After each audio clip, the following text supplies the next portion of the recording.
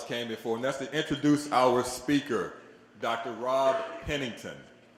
Houston psychologist Dr. Rob Pennington is an award-winning speaker, trainer, and author.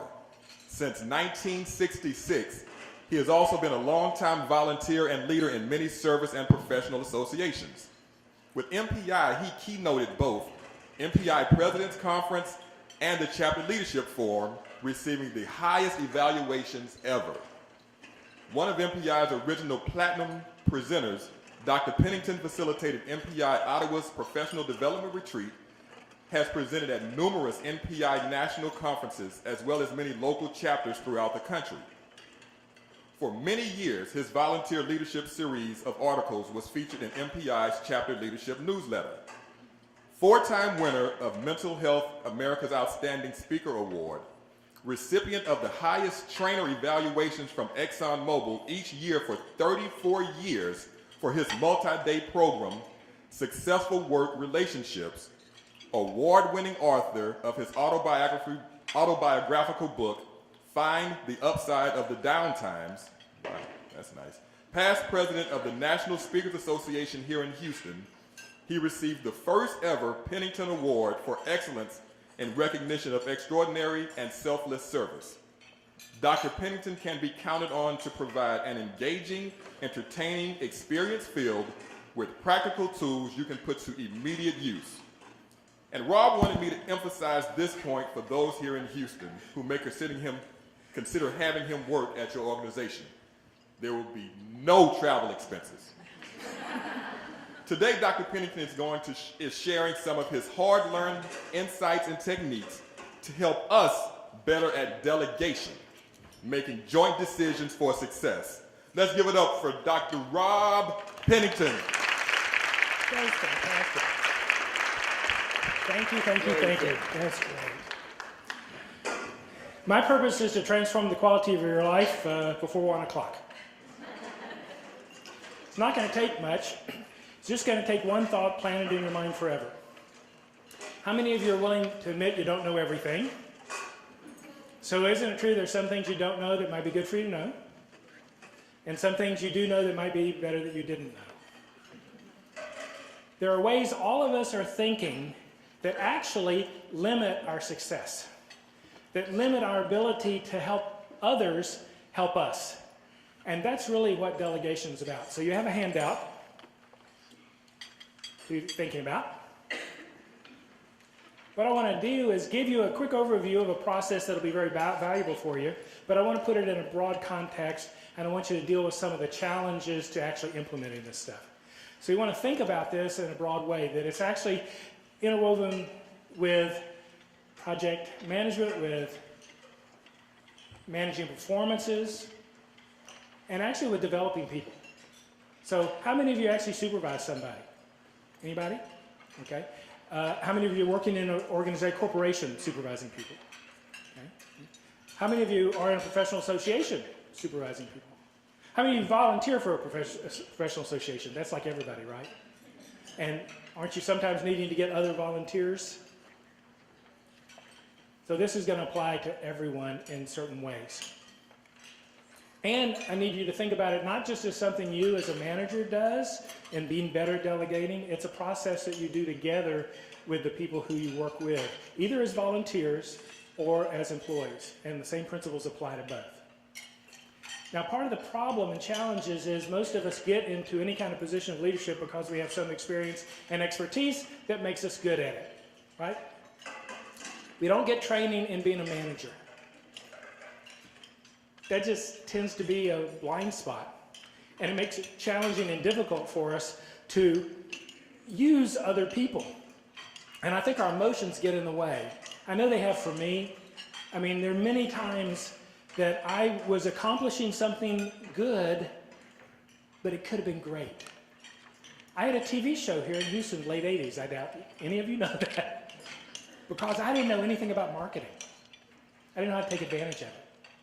I'm a computer programmer. Before I got into psychology, I designed my website. It was great. I didn't know how to capture anybody who came to the website. It didn't take advantage of that opportunity.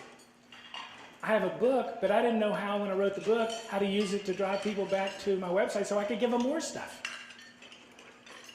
I create a lot of product, but I'm not very good at letting anyone know I have it. All of these vulnerabilities have limited my success, and it's mainly because of my own fears about asking for help. So take a minute to think about where that might fit for you, and let me apply these whole concepts to you too. For instance, how many of you got like this much to do and this much time to do it in? How many of you got more stuff to do than you can get done? How many of you are waiting to get it all done so you have time to rest and relax and have a good time? And when is it going to happen that you're going to get it all done? You're going to die with things not done. Okay, sorry about that. But you could get a lot more done if you learned how to ask for help and to make that okay. But I have found a lot of times in my own life, not only do I have an apprehension about that because I probably could do it better, but I worry about the other person feeling like I'm asking too much of them. So I don't know if you've ever thought of that, particularly in working with volunteers. You're talking about what needs to be done. So we have these emotional barriers that get in our way.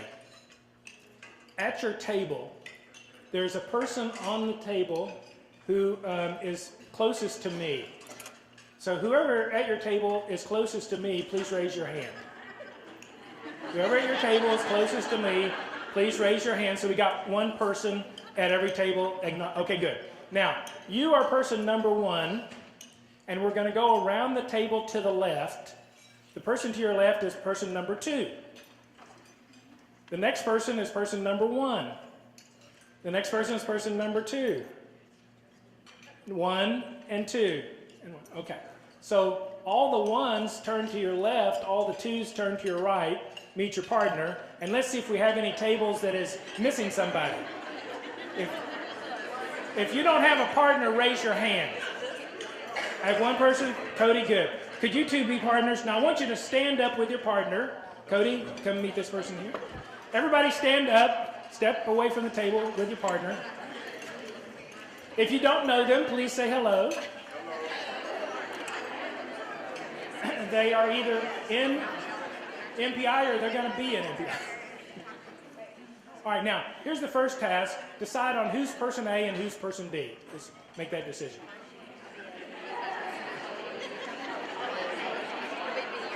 Okay.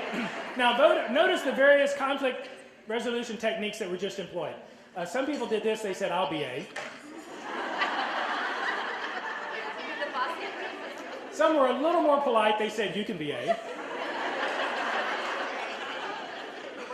Some avoided the conflict altogether, say, I don't care, whatever you want to do.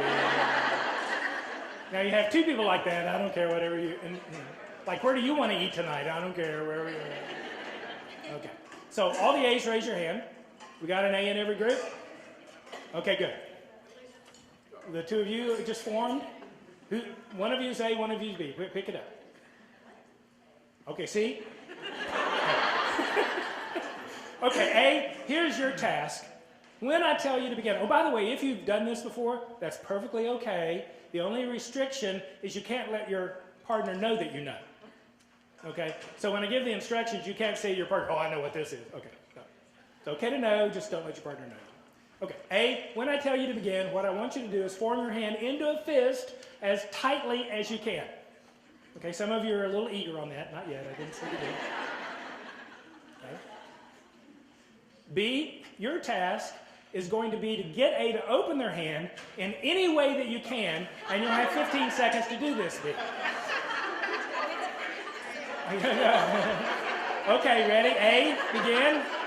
B, begin.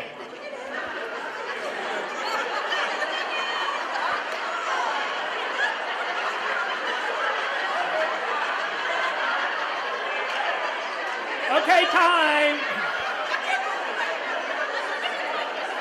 Say thank you to your partner and have a seat.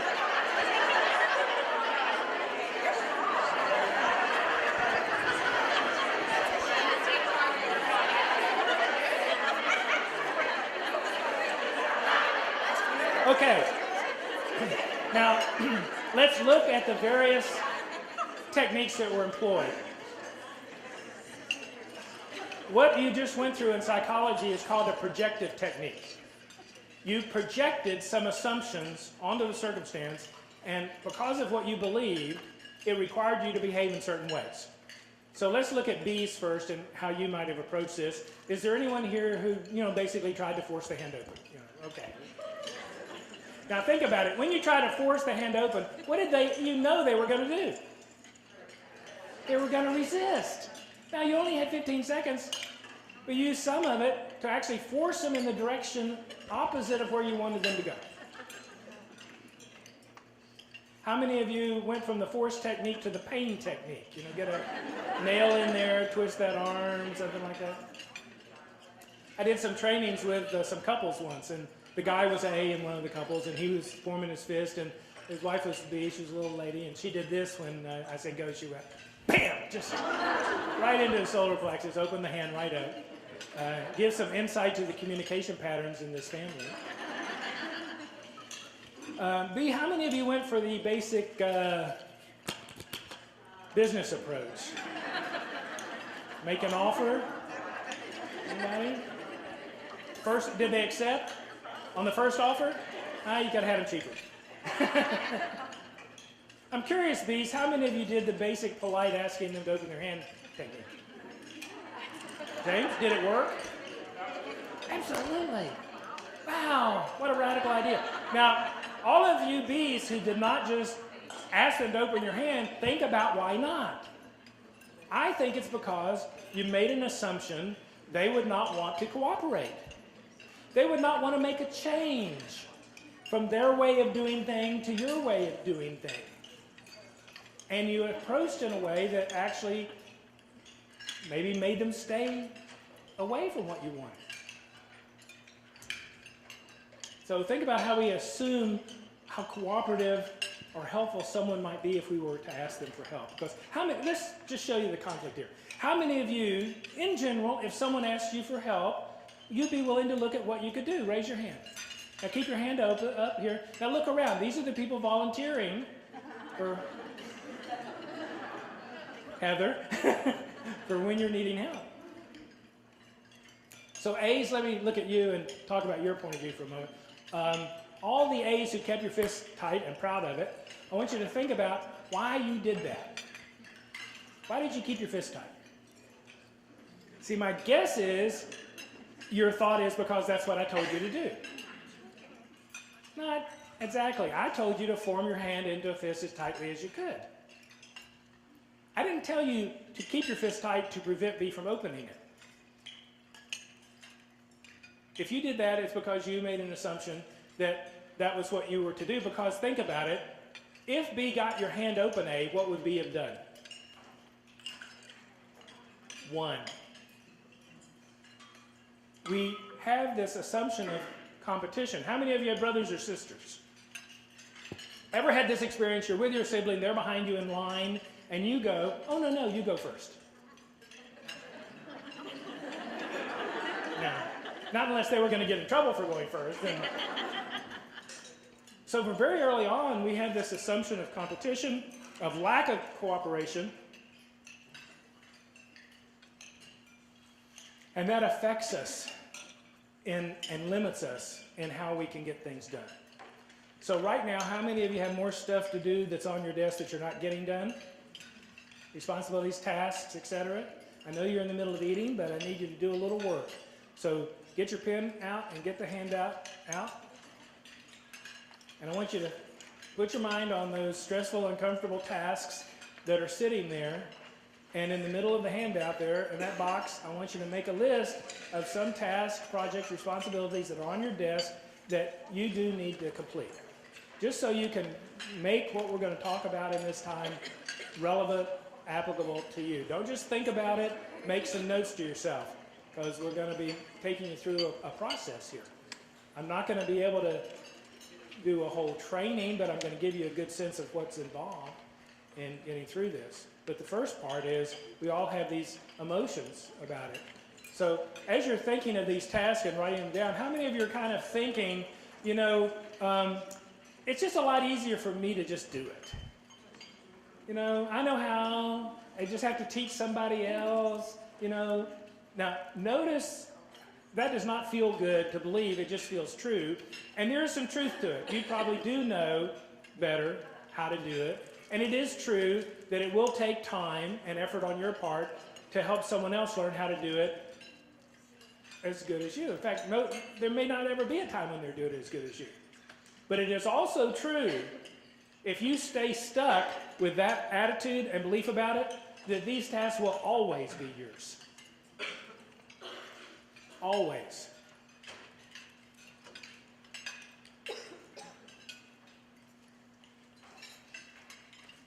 So everybody have a few? Okay.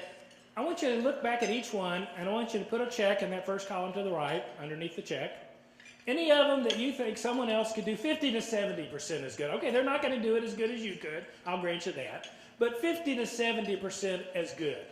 Or 50% or 70% of it someone else could do.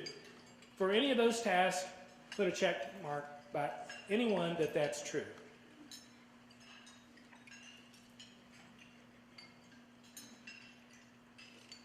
Everybody have something checked? Or not? I don't think that's true. If you don't think someone else could do some of this. So force yourself to pick one of them, at least for this argument's sake. Now, again, 50 to 70%. Okay.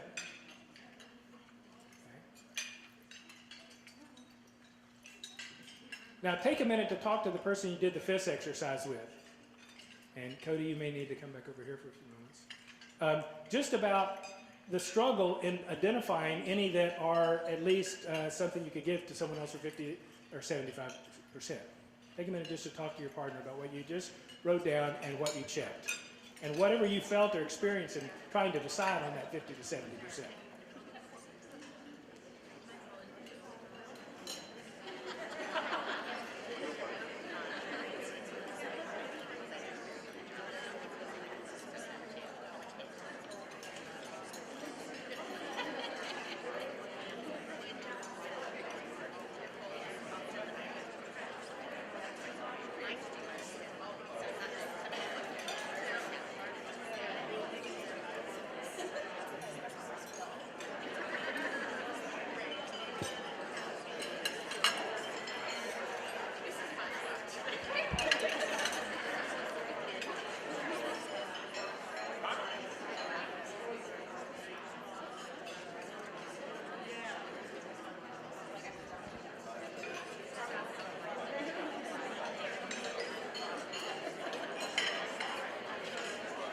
Yeah.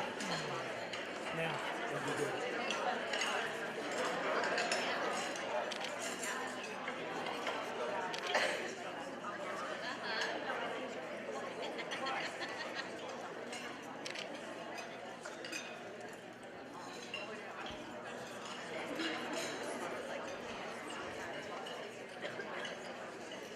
Just a moment more.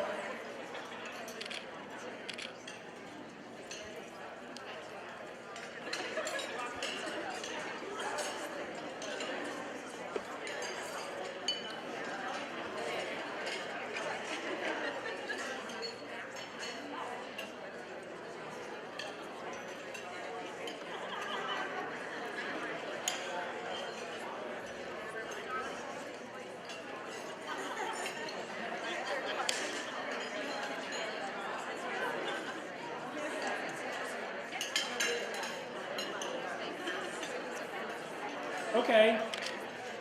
Say thank you to your partner.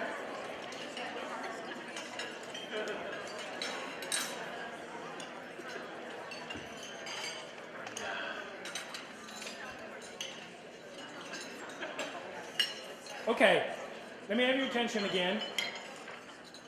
Now, as you're thinking about these tasks, and particularly those of you who had difficulty checking off any of these as thinking anybody could do a significant portion of them, I want you all to be thinking about these particular blocks and barriers that I've experienced as I think about the challenges of all the work I have to do and how I'm going to accomplish it. Because here's what's true that you need to really be clear about. You are accountable to have the work done.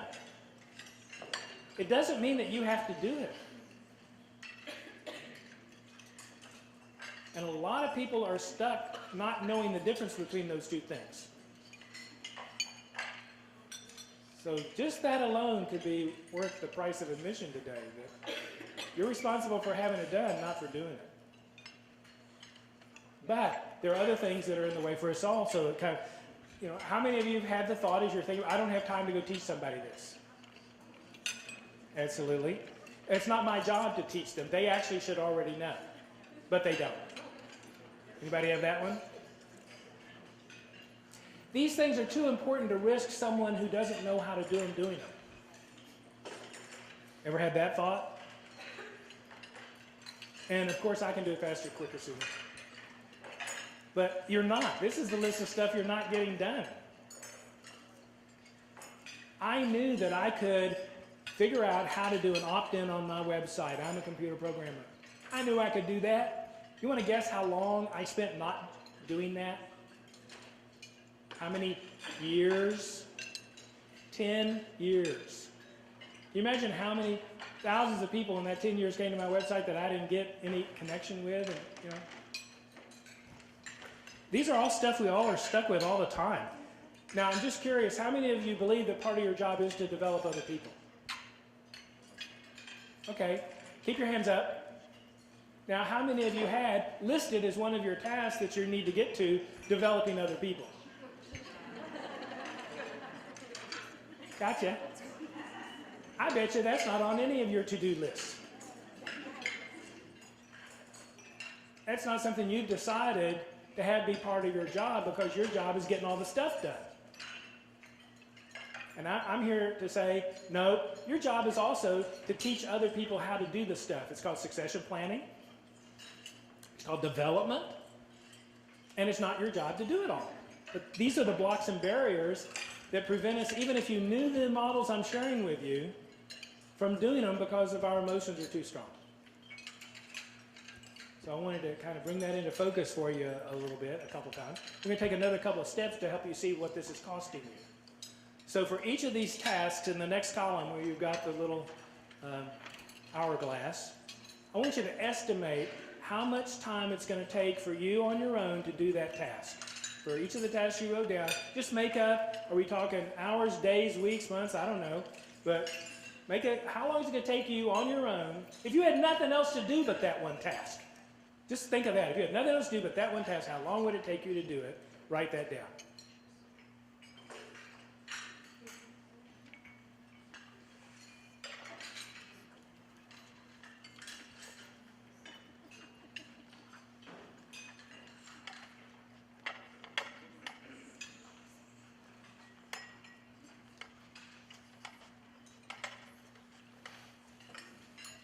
For each one, don't just think about it, write it down, because we're going to build a formula here. Okay, so everybody got some time down in that hourglass column? Good. Now, for each one of those, I want you to put down the percent that you think someone else could actually do of that.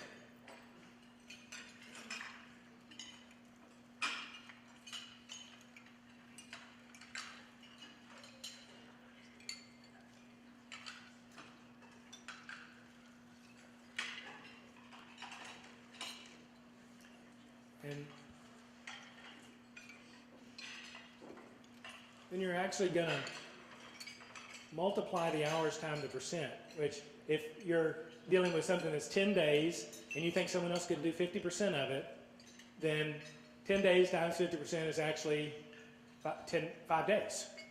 So it actually cuts it in half. So do the math. But I want you to come up with how much hours in the far right column you are not saving for you to be doing other things because you're not passing this on even to that percent, even if it's low. And by the way, if you don't help someone else prepare for that, then if you're in a company, you're not serving the company having it all be based on your being alive today. You have a responsibility to the company that the work gets done, again, whether or not you do it. So here's another thing I'd recommend. As a leader, every time anything comes across your desk, a part of your mind needs to be thinking, who else could be involved in this? And here's another block that I was talking with someone about before the program today. We have a belief that we have to go through and prepare all this stuff to present to them for them to do it. No. Preparing the stuff is what you can give to them. You can say, here's the problem, here's the project. Come back to me with your initial recommendations on what you think could be done. See what they come up with. I know it may be hard to believe, but it might be better. Maybe.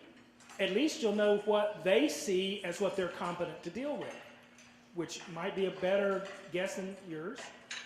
Don't know.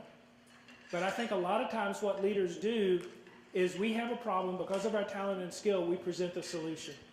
And we want feedback and discussion. But if you have authority in the room, almost everybody in that room has been trained since they were a kid to not trust that an authority is open to a disagreement. So how many of you ever had your parents get angry at you? Raise your hand. Come on, everybody. How many of you had parents who let you get angry at them? Not that many. A few. So when our parents were not listening to us, what did that teach us about how open an authority is to a disagreement? So as a leader, I know everyone, when I say my door is always open, thinks, yeah, right. So me saying it means nothing. In fact, it backfires. What goes in their mind is, I'm not open, because that's what they think about all authorities.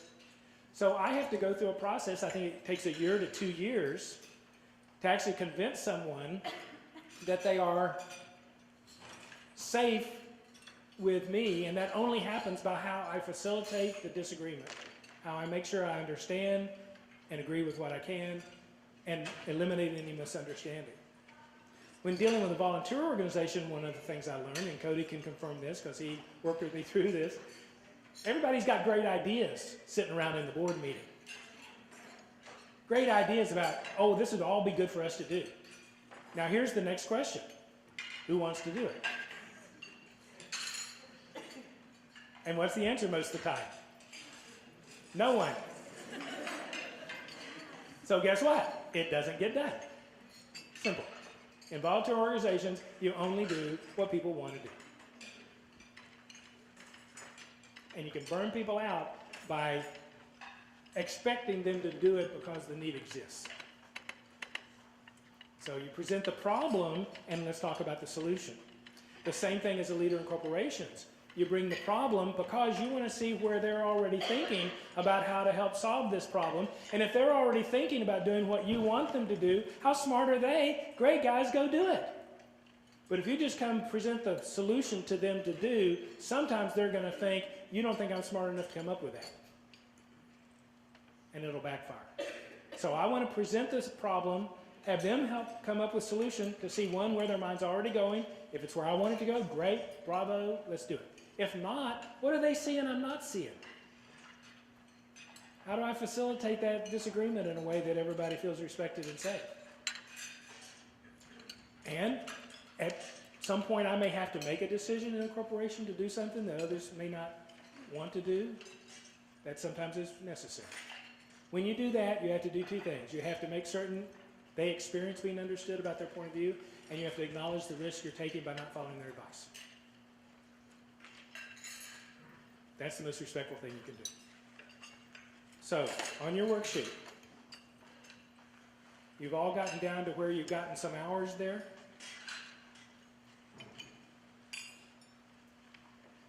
Take a minute to talk with your partner about the one that has the most hours that you might save if you referred this to someone else, and then I'll teach you how to do that.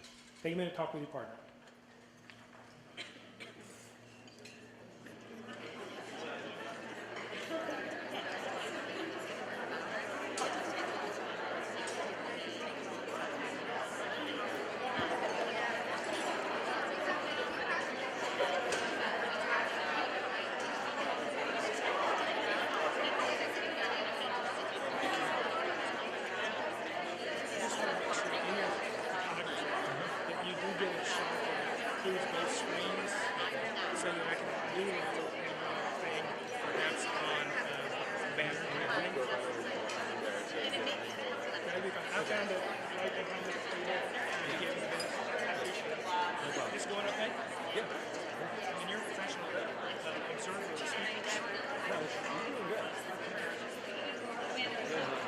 lighting's good in this room, so on the wide shot, it's not like you're blown out on stage and dark in the audience.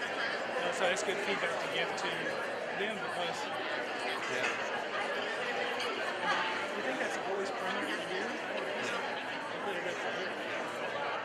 So there's about $100,000 worth of equipment up to at least. Yeah. Yeah, I mean, they flew the projectors and they flew this just for us, so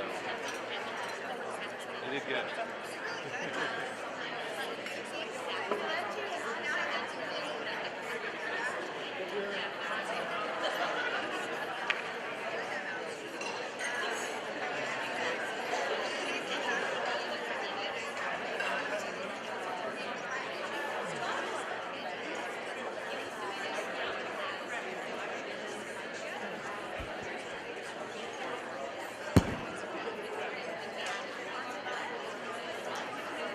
Okay, say thank you to your partner.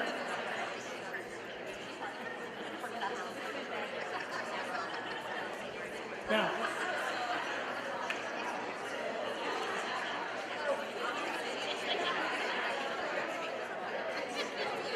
in your handouts, let me have your attention. Say thank you to your partner if you haven't. Thank you, partner.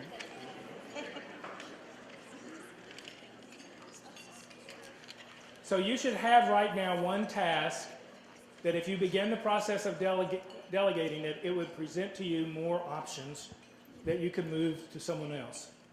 We've already done the next slide. So you are going to have to delegate something. And what I want to be clear about is you do not delegate accountability. Okay?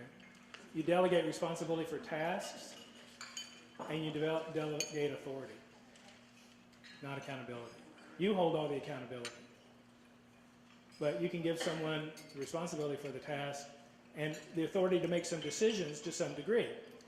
In your handout are 6 questions to help in this process, 9 steps of delegation, 8 levels of delegation, and the 4 P's of transitioning responsibility. We're going to go through those in an integrated kind of way. So taking the one task that you see you're going to save the most time if you made this transition, take a minute to look at the first 3 questions. What knowledge is needed, what skills are required, what resources are required. Just answer the first 3 questions, just a few notes to yourself on the handout around that one task. So pick the one that gets you the most bang for the buck and focus on just making a few notes to yourself on what knowledge, skills, resources are required that you do naturally. But you got to, sometimes we're unconscious about all that we do and what's required to do what we do. And part of your job is to train other people to do it so you can be dealing with strategy and looking down the road 12 to 18 months and preparing for the future. And when you are always firefighting, you're definitely not preparing for the future in ways that produce less fires, but you're not letting anybody help in that process either. So just make a few notes to yourself on that. Okay.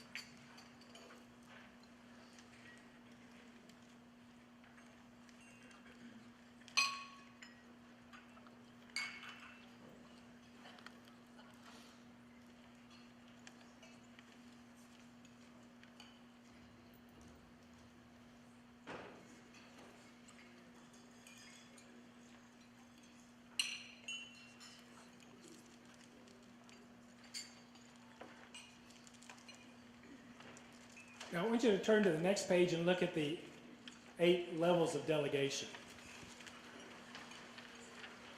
And it's a range, so I'll just go through them quickly. Wait to be told, then follow instructions precisely. Look into this, report to me the facts, and I'll decide. As we're going through this, I want you to be thinking about a person and what level you want to give them. Look into this, give me your recommendations, and I'll let you know when to go ahead. Those are all delegating tasks, no authority. No decision-making authority in the first 3 levels. In 4, decide and let me know your decision, but wait for my go-ahead. Decide and let me know your decision. Go ahead unless I say stop. Decide, take action, let me know what you did. So some authority. but not as full. And the last two is a little bit more. Now that we talked about it, I want you to take care of deciding to take action. Or manage the situation. I don't even need to talk about it. You just go handle it. Put it into action, do it. So as you think about this task and what's required in terms of the knowledge, skills, and resources, think about who you have that you could approach as a direct report that you think could be the best person to take on some of this, and what level of task and authority do you want to assign to them. And if you're dealing with volunteers, same kind of question, but it's a little more because there you also are stopped by, do they want to? Now, I think that's also an important question to ask employees as well. And sometimes what you have to do is talk to them about their development. What are their career plans? If you don't know what that employee's career plans are, where they're wanting to go, you don't know how to tie what the opportunities are to help you or to have them be successful in their career plan. If they don't want to go anywhere, then they don't have a lot of motivation to be helpful. That's why it's important that we be talking about development plans for everybody.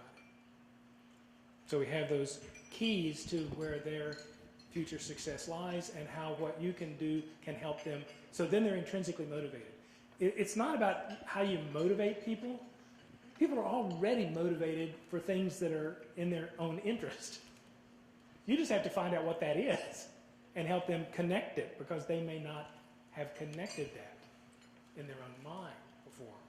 And that's part of coaching and mentoring someone. So everybody got somebody in mind? Okay. Now, on page 2, on the left-hand side, I want you to be thinking about these steps of succession and successful delegation. What's the task you want them to do? Make some notes to yourself. You've already got some of the key questions to help define that. You've already identified who the person is, so you've basically done 1 and 2 already. Now, about the ability and training. You may have a judgment about their ability and training, but I'd like to know their judgment as well. So that's something you start to involve them in the process of defining the task and the responsibilities according to what your initial thoughts are and their initial thoughts. See where they line up. And why are you doing this? A lot of times I think leaders kind of skip that part. You know, what's the purpose of this whole thing? We were asked by a large company who was outsourcing a third of their accounting department. They had about 80 people. They were going to get rid of about 30 of them. And they didn't know who they would be, and they were going to have to train the people who were going to replace them in another country. Think how fun that task is. This country, historically, when they make these changes, they get everybody together, they do a PowerPoint, this is what's going to happen, and they say, are there any questions? Everybody's deer in the headlights. So what we knew is to get people engaged in this, they had to see it in their best interest, and we had to work with the supervisors to help them take on the extra responsibility of facilitating this. And we went through a day-long process with them of bringing out what are all the challenges that we all are going to face with these situations. And then we did this wonderful brainstorming possibility with all the challenges, where it ended up with each person with an individual responsibility that they chose, and a small ad hoc group responsibility that they chose out of hundreds of that they generated during that activity. Everybody ended with a personal and a shared responsibility for the success of this thing, because they took the time to go through some of these techniques and processes. They had no sabotage. They helped everyone who was losing their job get another job. They celebrated their success in doing that process a year later. These are powerful tools. You can use it individually, you can use it with a group. But take a minute to look at each one of these as you look at your person that you're thinking about. I want you to make some notes right now on this page. Take a minute to do that.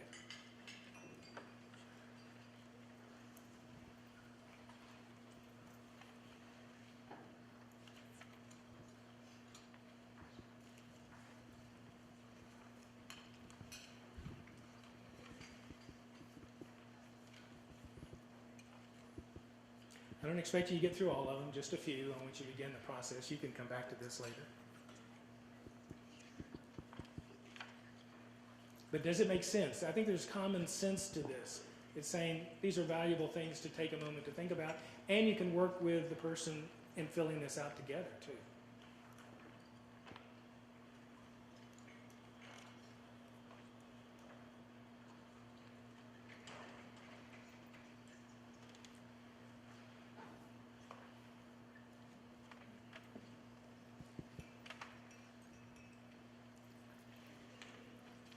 Okay, I just wanted you to begin the process.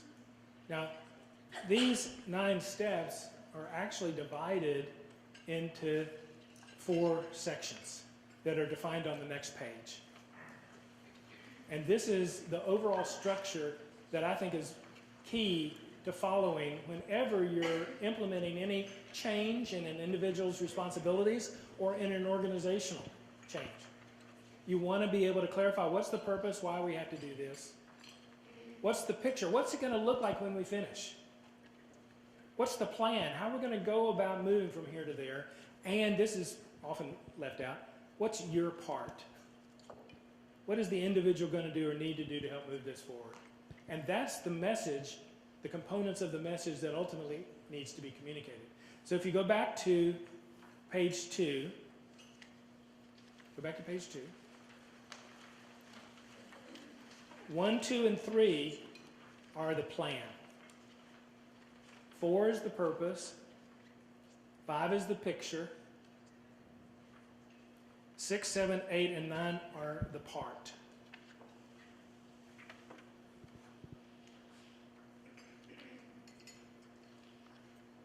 So let me ask you just a question. There's no correct answer to this. See what you think. What % of conflict, arguments, disagreements do you think might be because of a misunderstanding? Just get a number in your mind, what you believe. The % of conflict that's because of a misunderstanding. Everybody got a number in your mind? How many of you think 50% or more? Anybody? Oh, most everybody. Anybody think 75% or more? 90% or more? Justice Brandeis agrees with 90%. So let's just look at that, the conflict disagreements that is because of a misunderstanding. What % of that, conflict that's because of a misunderstanding, what % of that is because you misunderstand? How many of you are thinking of a smaller number? But you were willing to accept some responsibility, right? Yes. But think about it. In the middle of an argument, what do you believe about your point of view? What % of the time? All the time. All the time. And when you know you're right, what do you know about them? They're wrong. And when you know you're right and you know they're wrong, what's your job? Point out how wrong they are? Just trying to be helpful. Don't want them to go down the wrong path. Now, what % of the time when we know we're right, we know they're wrong, we try to convince them that they're wrong, what % of the time are they grateful? Never. But what % of the time do we do it? All the time. So what are the chances that even if you do all this great and you communicate it perfectly, what are the chances that it's possible there may be a misunderstanding?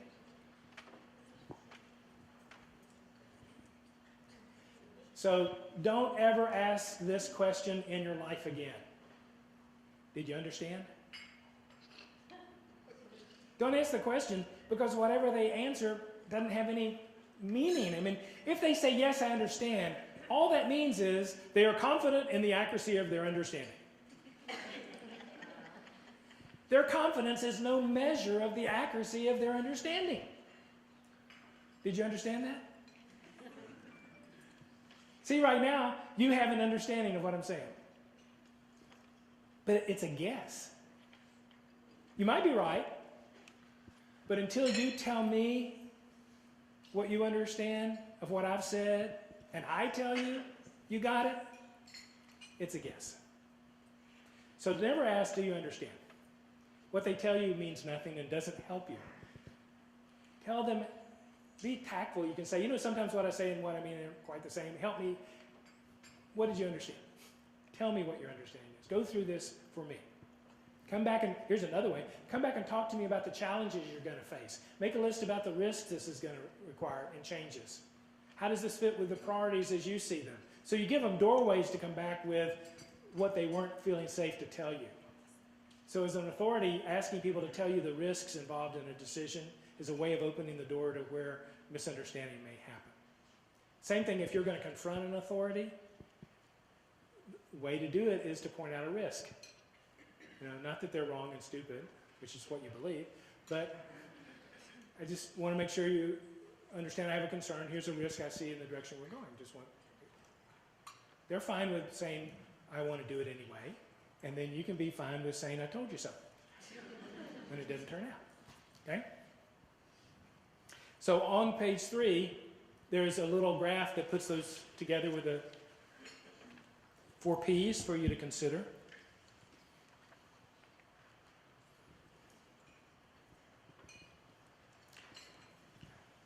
So take a minute just to think for yourself, what's the primary block for you in implementing any of this? What's the hurdle you're facing, even as you thought your way through it? Write down what that is. I know you're thinking time, energy, etc. But remember, this goal here is if someone could take over, and let's say this is a goal, that 50 to 70% of what you are doing today is done by somebody else. Then you only have to do the 30 to 50% that they're unable to do, which is still half of what you're doing now, that you can devote to being even more successful than is ever going to be possible you doing it the way you're doing it right now. So it's a really like pay me now or pay me later thing. Yeah, it's going to take time now, but you need to be aware of how much time you're wasting not doing this now. And you don't have to do it all by yourself. You can have them even help in the process of you transferring responsibilities to them. That can become a shared problem you work on together. You can even have them come to you with their initial recommendations and thoughts about how to do that. Notice how easy it is for us to think we've got to do it all, even giving it to them. And you don't. So take a minute to talk with the person next to you or you did the FIST exercise with about what the major block and barrier is for you to implement all this. And basically, what are you going to do? What's your first step in addressing that block or barrier? Take a minute to talk to your partner.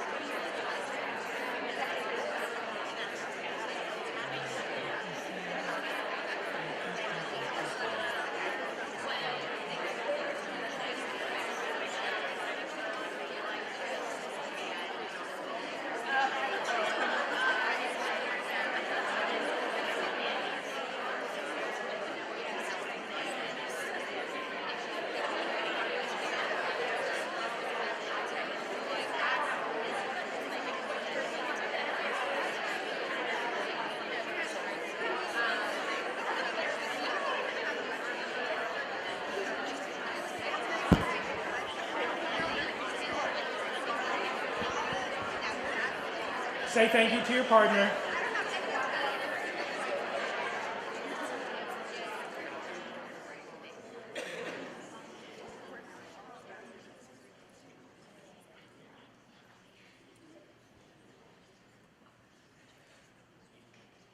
The paradox most of us struggle with, I certainly have, is around giving and receiving help. Because it's so hard to ask for it, and it's so easy to offer it. You agree? Okay. So one of the things I think could make it easier, since you all are in your own professional association together, is to make that door more open for people to let you know that you could be helpful to them. And so we're going to do a quick little closing activity to let you just say the truth to some people. That would be very easy and effortless to do. What I'd like you to do is stand up, put everything down.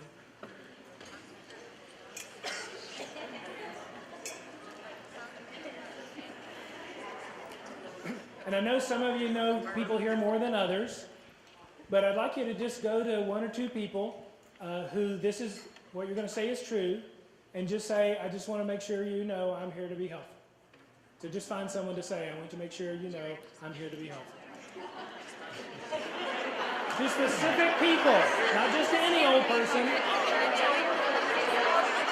but to specific people.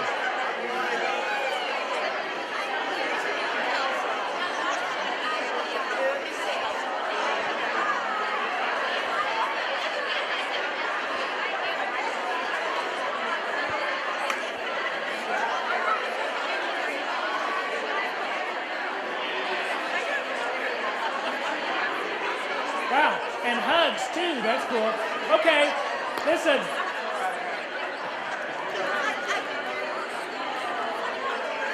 Let me have your attention. Now, if anybody came to you and said, I just want to be helpful, make sure those are the ones you go to and ask for help. Thank you all very much for the opportunity to be here today. It's been great.